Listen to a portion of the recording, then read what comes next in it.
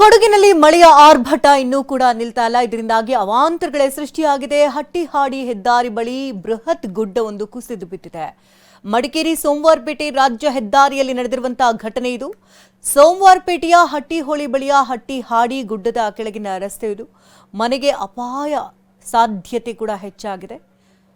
ಮನೆ ತೊರೆಯುವಂತೆ ಜನರಿಗೆ ಅಧಿಕಾರಿಗಳಿಂದ ಸೂಚನೆ ಕೂಡ ಕೊಡಲಾಗಿದೆ. ಯಾವ ಕ್ಷಣದಲ್ಲಿ ಬೇಕಾದರೂ ಮತ್ತಷ್ಟು ಗುಡ್ಡ ಕುಸಿದು ಅನಾಹುತಗಳು ಸಂಭವಿಸಬಹುದಾದಂತಹ ಸಾಧ್ಯತೆ ಇರೋದ್ರಿಂದ ಮಾದಾಪುರ ಪಂಚಾಯತ್ ಅಧಿಕಾರಿಗಳಿಂದ ಸೂಚನೆಯನ್ನು ಕೊಡಲಾಗಿದೆ. ಬಗ್ಗೆ ಪ್ರತ್ಯಕ್ಷ ವರದಿಯನ್ನು ಕೊಟ್ಟಿದ್ದಾರೆ ನಮ್ಮ ಪ್ರತಿನಿಧಿ ಗೋಪಾಲ್ ಸೋಮಯ್ಯ. ನೋಡೋಣ.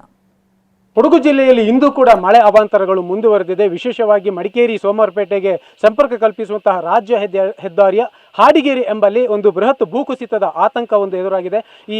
ಇದು ಮಡಿಕೇರಿ ಸೋಮವಾರಪೇಟೆಗೆ ಸಂಪರ್ಕ ಕಲ್ಪಿಸುವಂಥ ಮುಖ್ಯ ರಾಜ್ಯ ಹೆದ್ದಾರಿ ಇದು. ಈ ಹೆದ್ದಾರಿಯ ಎಡಬದಿಯಲ್ಲಿ ಇಲ್ಲಿ ನೋಡೋದೇ ಆದರೆ ಒಂದು ಗುಡ್ಡ ಕುಸಿತದ ಆತಂಕ ಎದುರಾಗಿದೆ. ಇಲ್ಲಿ 2018ರಲ್ಲಿ ಬೃಹತ್ ಪ್ರಮಾಣದಲ್ಲಿ ಒಂದು ಭೂಕುಸಿತ ಆಗಿ ಬಹಳಷ್ಟು ನಷ್ಟ ಆಗಿತ್ತು. ಈ ಗುಡ್ಡ ಬಹಳ ಮೇಲಿನಿಂದ ಇದೆ. ಅಲ್ಲಿ ಮರ ಗಿಡಗಳನ್ನು ನೋಡ್ಬೋದು. ಅಲ್ಲಿ ಇಲ್ಲಿಂದ ಸುಮಾರು 100 ಅಡಿ ಮೇಲ್ಭಾಗದಲ್ಲಿ ಭೂಮಿ ಬೃಹತ್ ಪ್ರಮಾಣದಲ್ಲಿ ಬಾಯಿ ಬಿಟ್ಟು ನಿಂತಿದೆ. ಅಲ್ಲಿ ಮರ ಗಿಡಗಳು ಇರೋದ್ರಿಂದ ನಮಗೆ ಅದನ್ನು ಇಲ್ಲಿಂದ ನೋಡಲಿಕ್ಕೆ ಸಾಧ್ಯ ಆಗಲ್ಲ. ಆದರೆ ಈಗಾಗಲೇ ಅಲ್ಲಿ ಮರ ಗಿಡಗಳು ಉರುಳಿ ಬಿದ್ದಿವೆ ಮತ್ತು ಭೂಮಿ ಕೂಡ ಬಾಯಿ ಬಿಟ್ಟು ಬಿರುಕು ಬಿಟ್ಟು ನಿಂತಿದೆ. ಮಾತ್ರ ಈ ಕಡೆ ಕೆಳಗೆ ಇಲ್ಲಿ 2018ರಲ್ಲಿ ಈ ಭೂಕುಸಿತ ಆಗದ ಹಾಗೆ ಇಲ್ಲೊಂದು ತಡೆಗೋಡೆ ಕೊಟ್ಟಿದ್ರು. ಈ ತಡೆಗೋಡೆ ಕೂಡ ಸುಮಾರು 4 ಇಂಚಿನಷ್ಟು ಈಗ ಹೊರಗೆ ಬಂದಿದೆ. ಅದರ ಮೇಲೆ ಆ ಮಣ್ಣುಗಳನ್ನು ನಾವು ನೋಡ್ಬೋದು. ನಿಧಾನಕ್ಕೆ ಕೆಸರು ಮಿಶ್ರಿತ ನೀರು ಹೇಗೆ ಕೆಳಗೆ ರಸ್ತೆಗೆ ಬೀಳ್ತಾ ಇದೆ ಅನ್ನೋದು. ಈ ಭೂಮಿಯ ಒಳಗಿನಿಂದ ಕೂಡ ಅಂತರ್ಜಲ ಹೆಚ್ಚಾಗಿ ನೀರು ಉಕ್ಕಿ ಬರ್ತಾ ಇದೆ. 2018ರಲ್ಲಿ ಕೂಡ ಇದೇ ಥರ ಆಗಿತ್ತು. ಅಂತರ್ಜಲ ಸ್ಫೋಟವಾಗಿ ಭೂಕುಸಿತ ಆಗಿತ್ತು.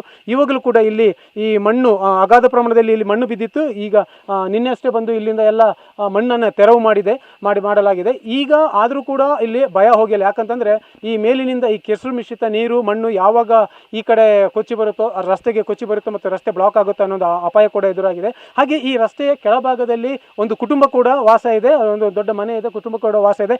ಈಗಾಗಲೇ ಆ ಮನೆಗೆ ಇಲ್ಲಿಯ ಸ್ಥಳೀಯ ಪಂಚಾಯಿತಿ ಅಧಿಕಾರಿಗಳು ತೆರಳಿ ಅವರನ್ನು ತಕ್ಷಣವೇ ಮನೆ ತೆರವು ಮಾಡಿ ಅಂತ ಒಂದು ಸೂಚನೆಯನ್ನು ಕೂಡ ಕೊಟ್ಟಿದ್ದಾರೆ. ಯಾಕಂತಂದರೆ ಯಾವುದೇ ಕ್ಷಣದಲ್ಲಿ ಇಲ್ಲಿ ಭೂಮಿ ಸ್ಲೈಡ್ ಆಗ್ಬೋದು, ಈ ರಸ್ತೆಯನ್ನು ಕೊಚ್ಕೊಂಡು ಹೋಗ್ಬೋದು ಅಥವಾ ಕೆಳಗೆ ಮನೆಗೂ ಕೂಡ ಅಪಾಯ ಆಗ್ಬೋದು. ಹಾಗಾಗಿ ಮುನ್ನೆಚ್ಚರಿಕೆ ಕ್ರಮವಾಗಿ ಅವರಿಗೊಂದು ಎಚ್ಚರಿಕೆಯನ್ನು ಕೊಟ್ಟು ಮನೆ ತೆರವು ಮಾಡಲಿಕ್ಕೆ ಕೂಡ ಹೇಳಿದ್ದಾರೆ. ಕ್ಯಾಮರಾಮನ್ ನವೀನ್ ಜೊತೆ ಗೋಪಾಲ್ ಸೋಮಯ್ಯ, TV9 ಕೊಡಗು.